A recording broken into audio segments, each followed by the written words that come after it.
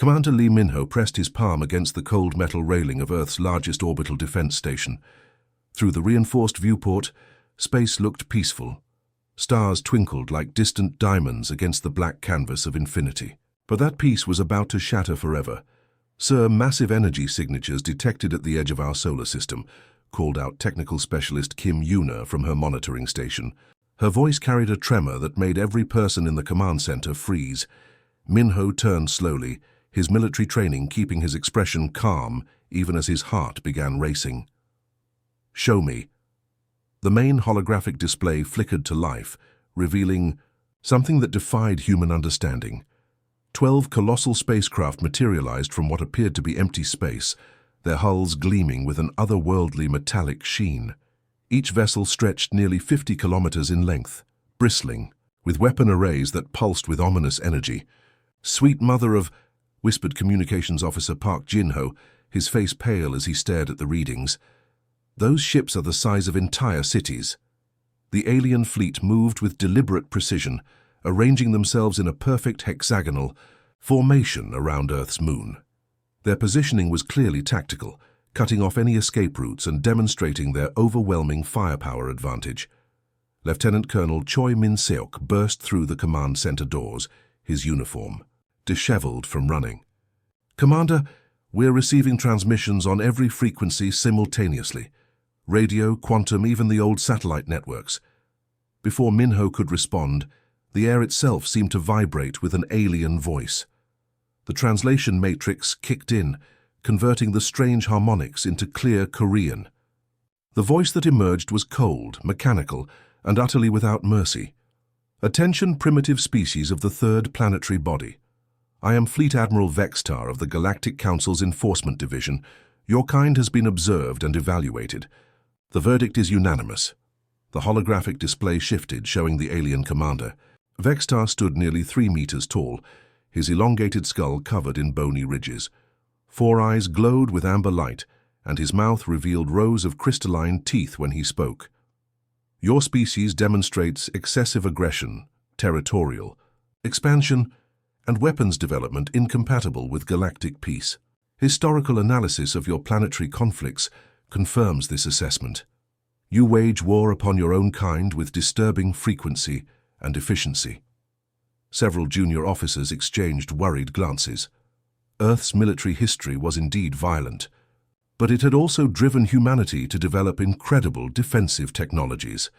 "Therefore," Vextar continued, his voice growing colder, "you are hereby ordered to immediately surrender all military assets, dismantle your weapons production facilities, and submit to Council governance.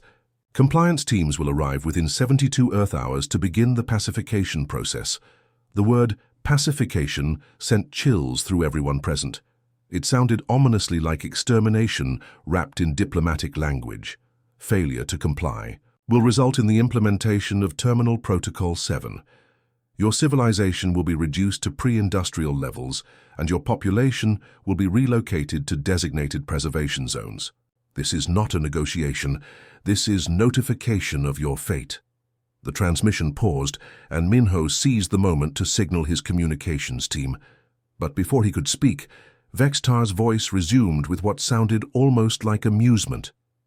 "We understand that primitive species often require time to process their new reality.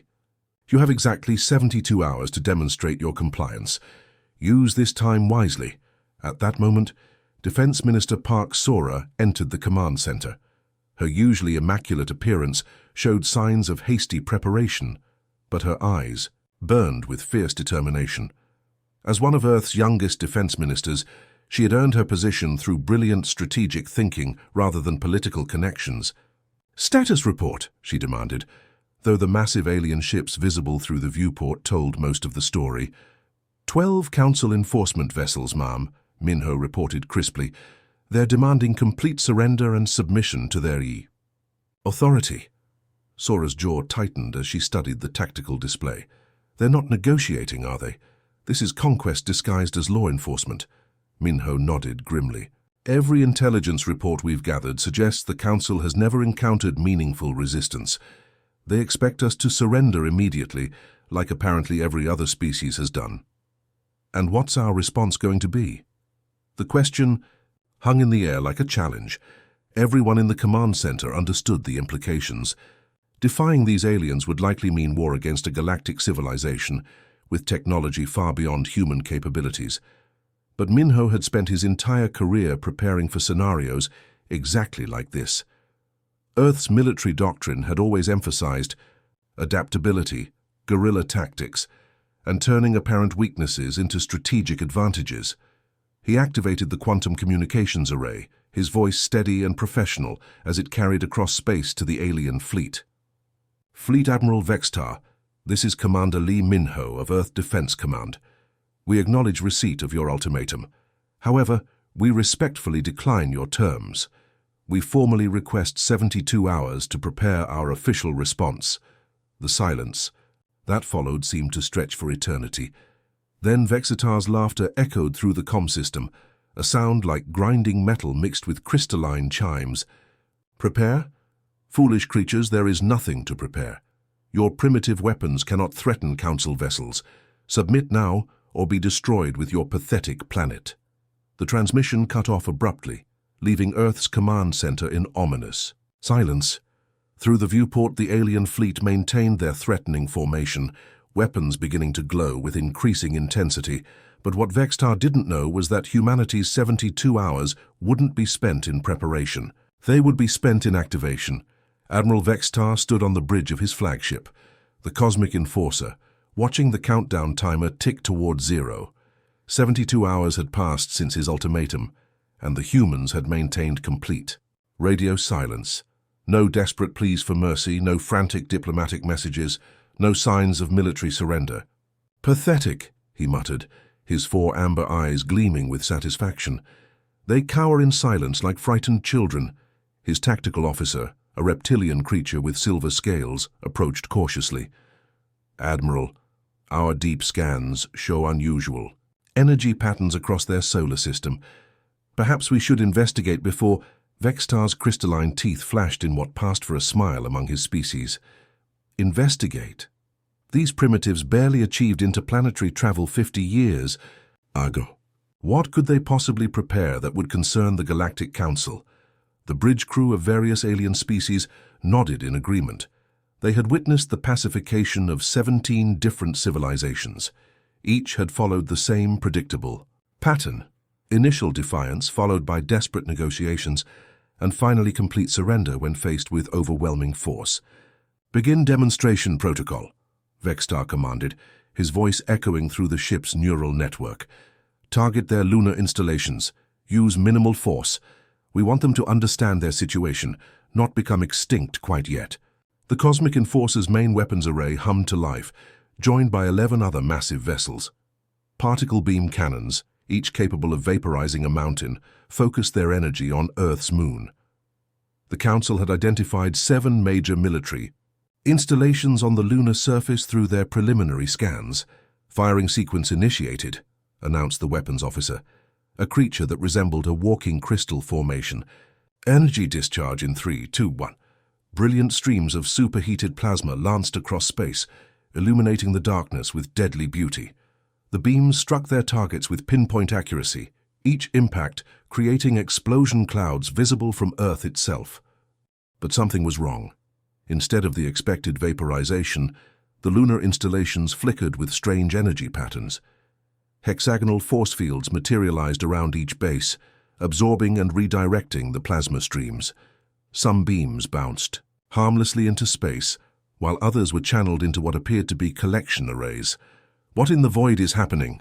Vexitar roared, his calm demeanor cracking for the first time in decades. Before anyone could answer, return fire erupted from the lunar surface. But these weren't coming from the installations they had targeted. Weapon emplacements that hadn't existed moments before rose from hidden positions across the moon's surface. Railguns, laser arrays, and weapons using technology the Council didn't recognize began pounding the alien fleet. Deep beneath the lunar surface, Lieutenant Kim Ji-won sat in the war room, a massive command center carved into solid rock 3 kilometers below ground. Banks of holographic displays showed real-time tactical data from across the solar system. Her fingers danced across quantum control interfaces as she coordinated humanity's response. "Sir, enemy weapons are using predictable targeting algorithms," she reported to Colonel Choi Hyunwoo, who stood behind her studying the battle patterns. "They're aiming for our visible installations just like we expected." Choi nodded, his weathered face showing no emotion despite the historic moment. At 62, he had spent his entire military career preparing for this exact scenario. "Good. Our decoy bases are performing perfectly. How are the real installations holding up?" "All primary defense networks are operating at full capacity," replied Technical Specialist Park Jinwoo from his station. "The adaptive shield matrices are working better than our simulations predicted. We're actually absorbing their weapon energy and feeding it into our power grid." On the surface, what the aliens saw as Earth's main lunar bases were actually elaborate facades. The real military installations lay hidden beneath layers of rock and advanced camouflage technology. Humanity had learned from studying the Council's previous conquests that they always targeted visible military assets first. "Enemy fleet is maintaining formation," reported sensor operator Lee Sujin. "They seem confused by our defensive capabilities." Choi allowed himself a slight smile. "They should be. They're fighting the last war, not this one." Above ground, Vextar's flagship shuddered under the impact of human weapons. His shields held, but the unexpected resistance had shaken his confidence. These weren't supposed to be military equals. Earth's inhabitants were supposed to be primitive creatures wielding crude technology. "Admiral," his tactical officer called out, panic creeping into his voice. "We're detecting massive energy signatures across their entire solar system.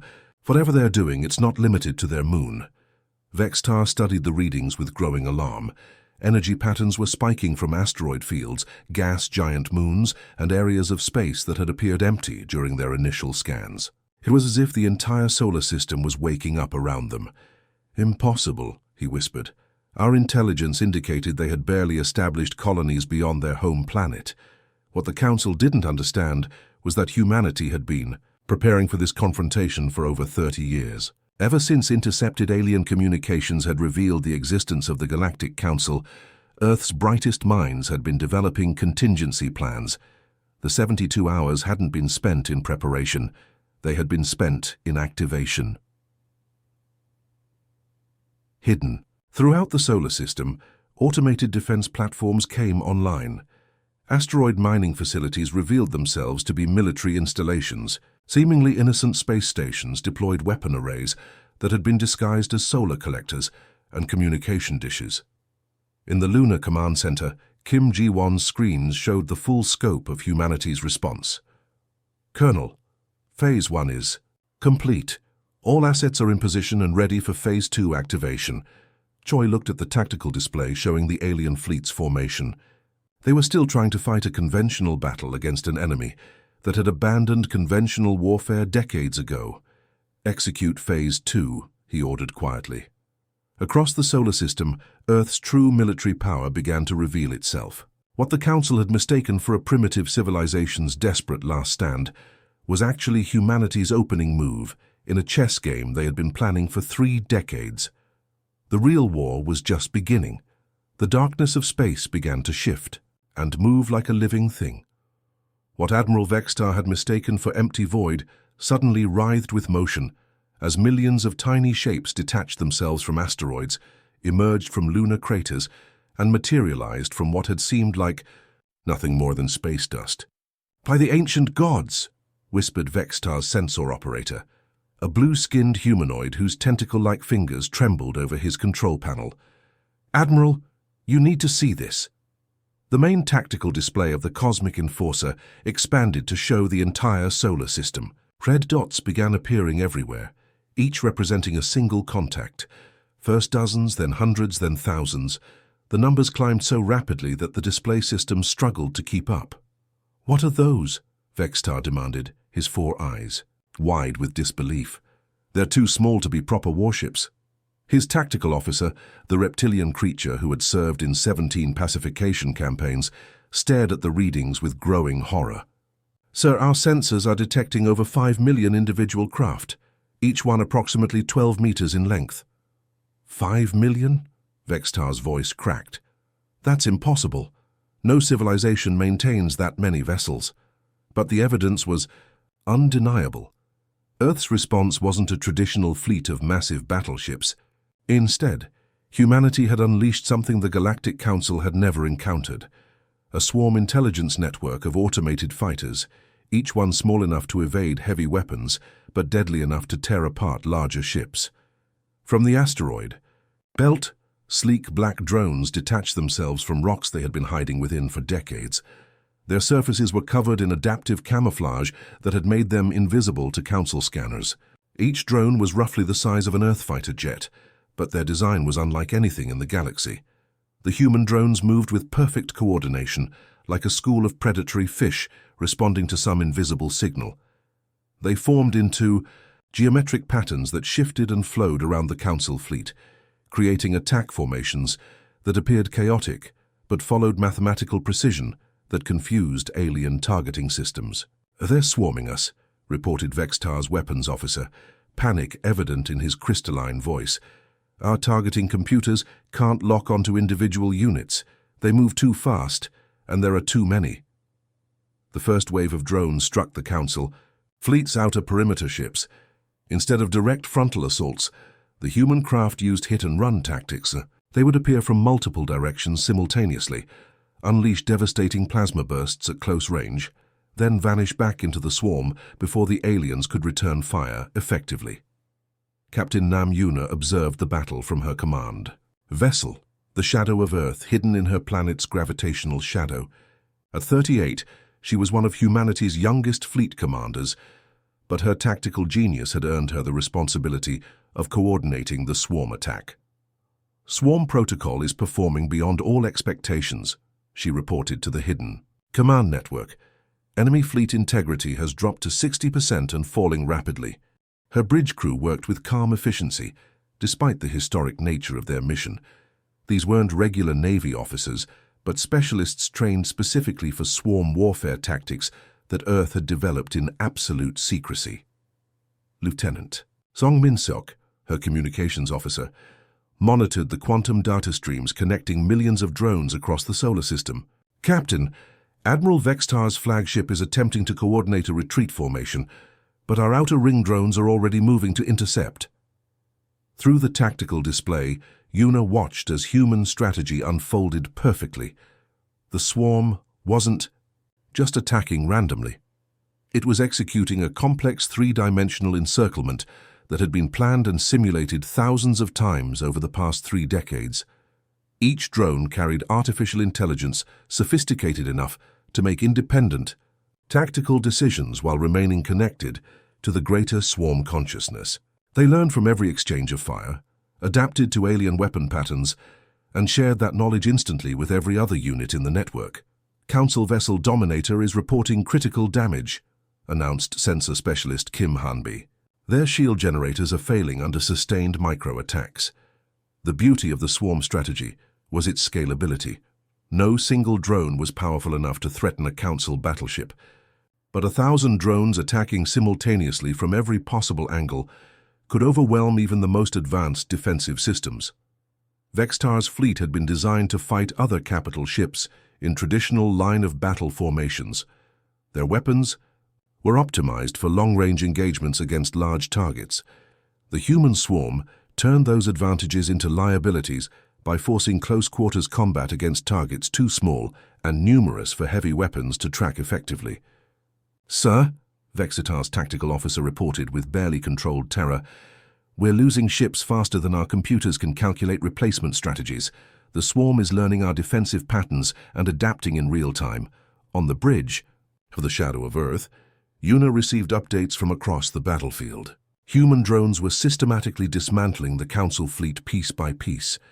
Some focused on disabling weapon systems, others targeted engines and navigation, while specialized units went after command and control networks. "Admiral Vextar is transmitting emergency retreat orders," Song Min-seok reported. "But our predictive algorithms already calculated his likely escape vectors." Yuna nodded with cold satisfaction. "The outer ring units are in position." Confirmed. 2 million drones have formed a containment sphere around the entire engagement zone. Nothing larger than a shuttle pod will leave this system. Through the tactical display, Yuna could see the trap closing. The Council fleet, once proud and seemingly invincible, was now caught in a three-dimensional cage of human military technology.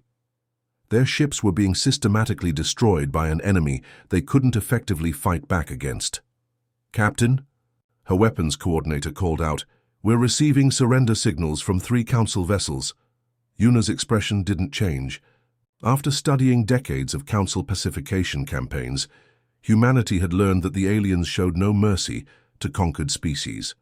Entire civilizations had been reduced to primitive agricultural societies, their populations scattered across prison worlds. "No survivors," she said quietly, her voice carrying across the bridge. "They wanted to see what human warfare looks like. This is us being gentle." The swarm continued its methodical destruction of the Council fleet, each drone following its programming with mechanical precision. In the cold vacuum of space, the most advanced military force in the galaxy was being torn apart by Earth's patient, calculated response to 30 years of hidden preparation. The galaxy was about to learn that humanity didn't just fight wars, they engineered total victory. The Great Assembly Hall of the Galactic Council had never witnessed such chaos. Representatives from 12 different species filled the massive chamber, their voices creating a cacophony of fear, anger, and disbelief. The hall's bioluminescent walls pulsed with agitated colors, reflecting the emotional turmoil of the gathered. Delegates. Council Chairman Torval, a towering insectoid creature with 6 arms and compound eyes, slammed his crystalline gavel repeatedly. His mandibles clicked with nervous energy as he tried to restore order to the unprecedented emergency session. "Silence!" His voice boomed through the chamber's neural amplifiers. "We must address this crisis with rational minds, not panic." But rational thinking seemed impossible. The reports flooding in from across Council space defied everything they thought they knew about galactic warfare. Human forces had appeared simultaneously at the borders of 7 different star systems, striking with precision that suggested intimate knowledge of Council military installations. Ambassador Zefkri of the Hegemony species raised one of his 4 arms, his blue-scaled face twisted with confusion. "Chairman, our intelligence networks have been monitoring Earth for over a century. They showed no signs of advanced military capability until recently." "Recently?" interrupted Ambassador Veltara, a gaseous being whose form shimmered within. "A containment suit. Our deep space monitoring stations detected human craft 3 light-years beyond their solar system. They've been operating in Council space for decades without our knowledge." The revelation hit the assembly like a physical blow. Council Chairman Torval's compound eyes focused on the holographic display showing current galactic positions. Red markers indicated confirmed human presence in sectors that were supposed to be secure Council territory. "How is this possible?" Torval's voice shook with both rage and fear.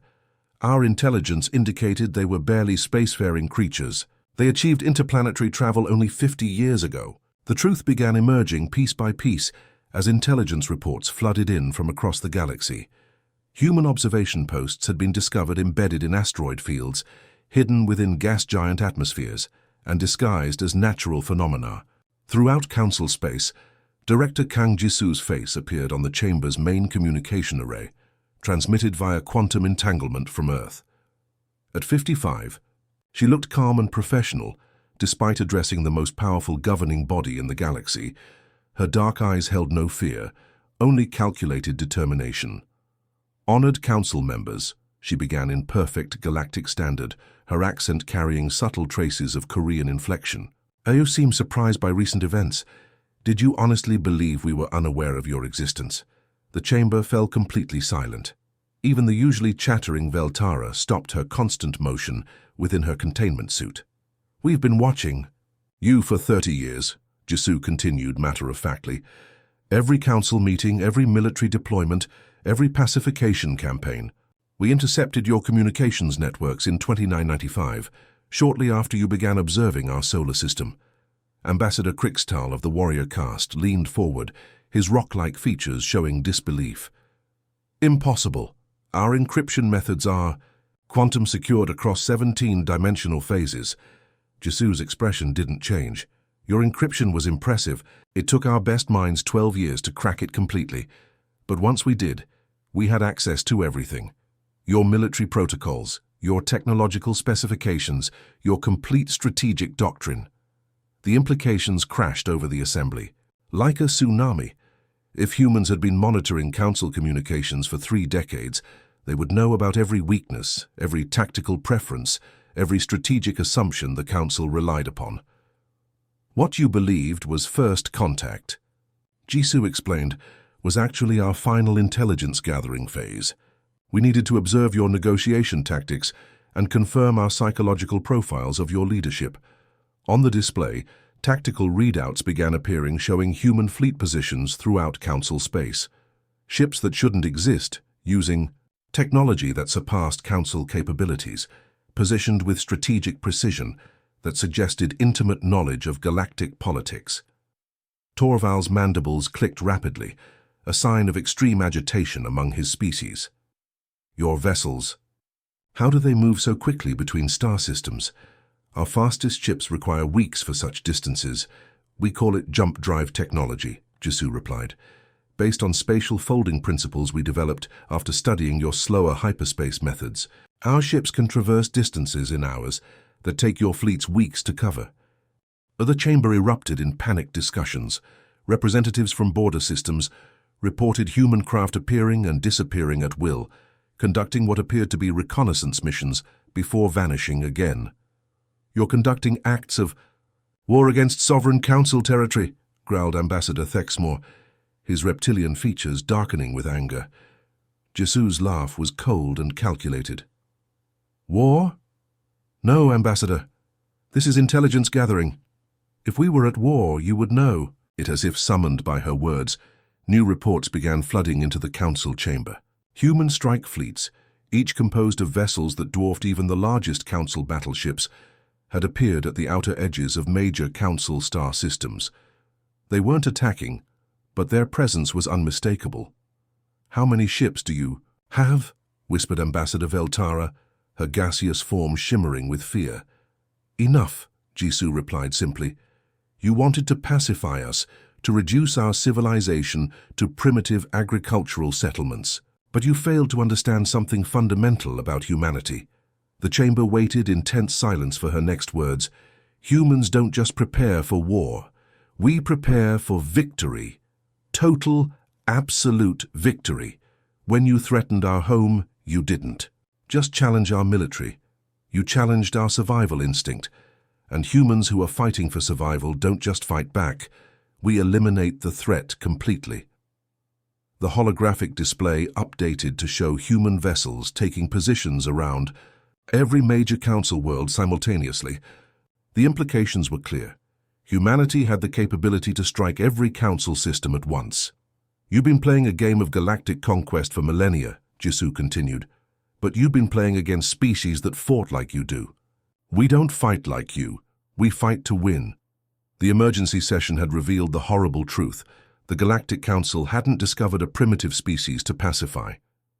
They had awakened a sleeping predator that had been quietly studying them for 30 years, learning their weaknesses and preparing for this exact moment.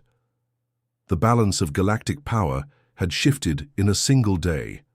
The massive human dreadnought. Indomitable will emerged from hyperspace, like a mountain materializing from thin air. At 12 kilometers in length, it dwarfed even the Council's most impressive vessels, its sleek black hull bristling with weapon systems that radiated menacing energy signatures. The ship's arrival at the neutral meeting zone sent shockwaves through every alien fleet present. Fleet Admiral Kang Tai-hyun stood on the bridge of humanity's flagship, watching the Council's assembled vessels through the main viewport. Dozens of alien warships surrounded the diplomatic station, representing the military might of 12 different species, yet none of them moved to challenge the human vessel's approach.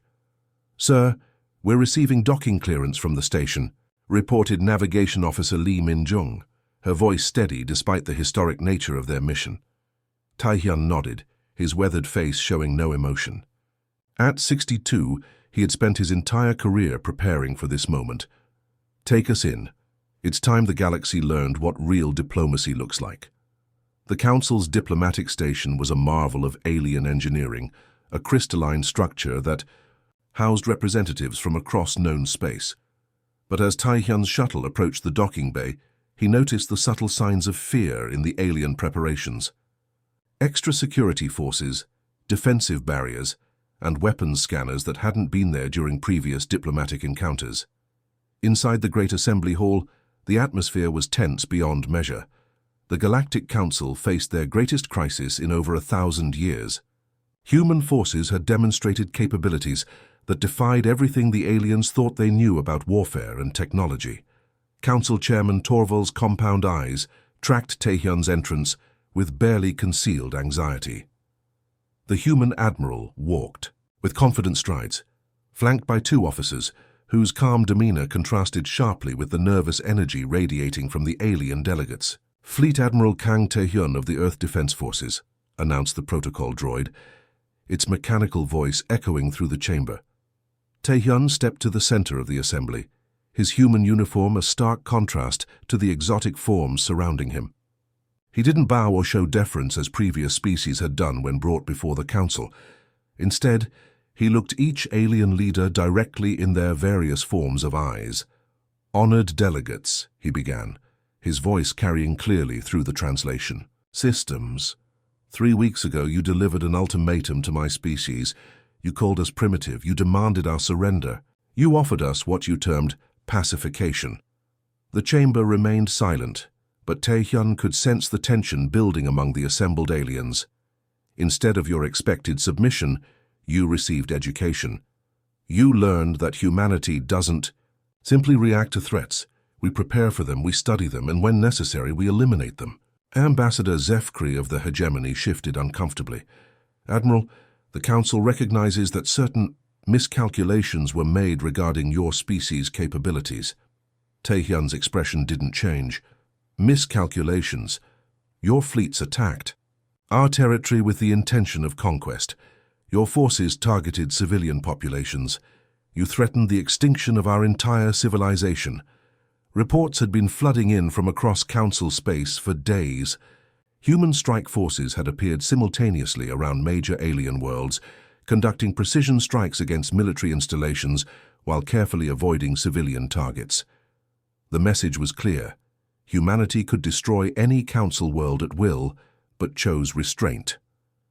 "What do you want?" demanded Ambassador Crixtal, his rocky features showing frustration. "What we've always wanted," Taehyun replied calmly. "Recognition as equals in this galaxy. We offer you a choice. Accept humanity as the 13th member of this Council with full voting rights and territorial sovereignty, or face the consequences of continued aggression." The suggestion sent ripples of shock through the assembly. No species had ever demanded Council membership. New civilizations were evaluated, tested, and gradually integrated over centuries if deemed worthy. Council Chairman Torval's mandibles clicked rapidly. "And if we refuse this ye demand?" Admiral Han Sojin, Taehyun's second-in-command, stepped forward with a cold smile. "Then you'll discover exactly why we spent those 72 hours you gave us recalling our deep space reconnaissance fleets." She activated a portable holographic projector, filling the chamber with detailed tactical displays of Council space. Every major world, every military installation, every strategic resource was mapped with precision that stunned the alien delegates. "For 30 years, our exploration fleets have been conducting comprehensive surveys of your territories," Sojin continued. "We know the location of every defensive platform, every fleet base, every population center in Council space. The implications were terrifying. If humans had been mapping Council civilization for 3 decades, they possessed strategic intelligence that could cripple the entire galactic government." "This is impossible," whispered Ambassador Veltara, her gaseous form shimmering with distress. "Nothing is impossible when you have 3 decades to prepare," Taehyun responded. "While you were playing politics and conquest, we were learning. Every Council meeting, every military exercise, every diplomatic negotiation was observed and analyzed. The holographic display shifted to show real-time positions of human fleets throughout the galaxy. Hundreds of vessels, using technology that surpassed anything the Council possessed, positioned strategically around every major alien world. Your civilizations have grown comfortable with your dominance, Taehyun continued. You've forgotten what it means to face an opponent who matches your capabilities. Humanity represents something you haven't encountered in millennia, genuine competition. Ambassador Thexmore's reptilian features darkened with anger. You're threatening the entire galactic order. No, Taehyun replied firmly. We're offering to join it, as equals. The choice is yours, but understand the alternatives clearly. The chamber erupted in heated discussions among the alien delegates. Some argued for continued resistance, others for immediate capitulation. But the tactical reality was undeniable. Humanity had demonstrated superior military technology, strategic thinking, and the ability to strike anywhere in Council space at will. After hours of debate, Chairman Torval called for the formal vote. One by one, each Council member species cast their decision. Some voted reluctantly, others with barely concealed fear, but the result was unanimous. The motion carries, Torval announced, his voice heavy with the weight of history. Humanity is hereby recognized as the 13th member of the Galactic Council, with full voting rights and territorial sovereignty. Taehyun nodded with satisfaction. Thank you for your wisdom. I believe this marks the beginning of a new era for galactic civilization. In the months that followed, the phrase human warfare became legendary throughout the galaxy, not for its brutality or destruction, but for its perfect combination of patient preparation, technological innovation, and strategic brilliance. The Council had learned a harsh lesson. They hadn't discovered a primitive species to conquer. They had awakened an apex predator that had been quietly studying them for generations, waiting for exactly the right moment to reveal itself. The galaxy would never be the same again. The end.